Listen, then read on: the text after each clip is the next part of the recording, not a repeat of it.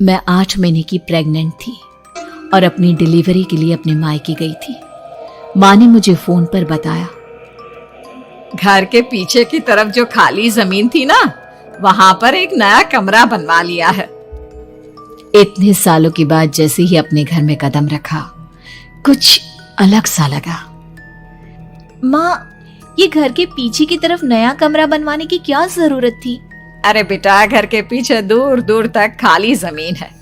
तेरे पापा को कई दिनों से लग रहा था कि यहाँ पर एक कमरा बनवा लेंगे तो ताजा हवा मिल जाया करेगी। अब तो ये सब छोड़ और चल जल्दी से दूध पी ले। माँ, मैं थोड़ी देर में पी लूंगी, आप सो जाओ। मैंने दूध का गिलास उठाकर उस खिड़की में रख दिया। पता नहीं कब आंख लगी, अचानक से खिड़की के पल्लों के खड़कने की तेज आवाज आई। दूध का गिलास धड़ाम से जमीन पर आ गिरा। जमीन पर गिरते ही दूध का रंग लाल हो चुका था। मैंने खिड़की से झांक कर बाहर देखा। चारों तरफ धूप अंधेरा था। उस अंधेरे की तरफ से कुछ आवाजें आ रही थी, जैसे छोटे बच्चे आपस में खिलखिलाकर मस्ती कर रहे हो।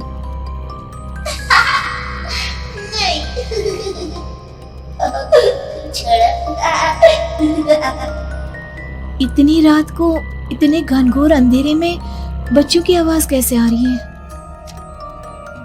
घड़ी में वक्त देखा तो ठीक 12 बजे थे। देखकर मैं सन्न रह गई। बुरी आत्माओं और भूतों की कई कहानियां मैं सुन चुकी थी। वक्त भी कुछ ऐसा ही था। ऊपर से मैं प्रेग्नेंट।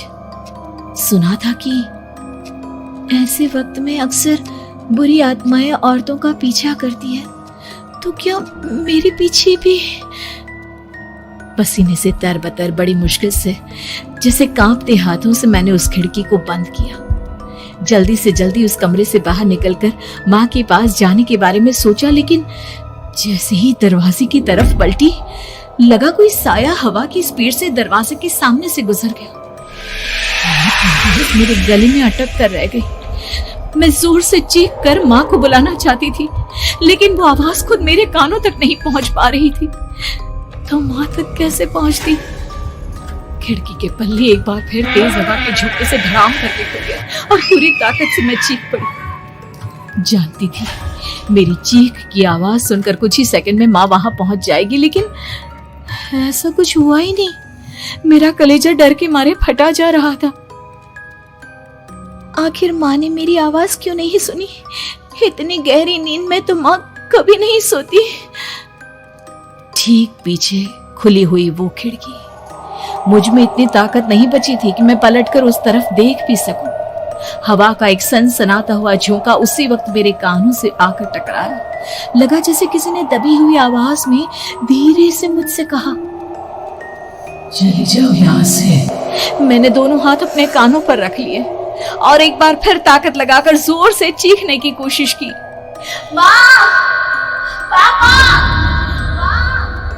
मेरी आवाज उस कमरे की दीवारों से टकराकर वापस मुझे ही सुनाई दे रही थी।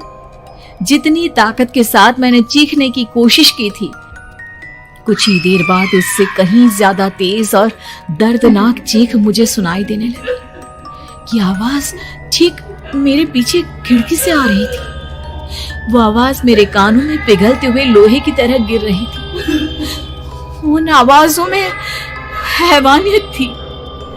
वो आवाजें किसी इंसान की नहीं है, इतना मैं समझ चुकी थी। कांप रहे हाथों से मैंने अंधेरे में कुछ ढूंढने की कोशिश की।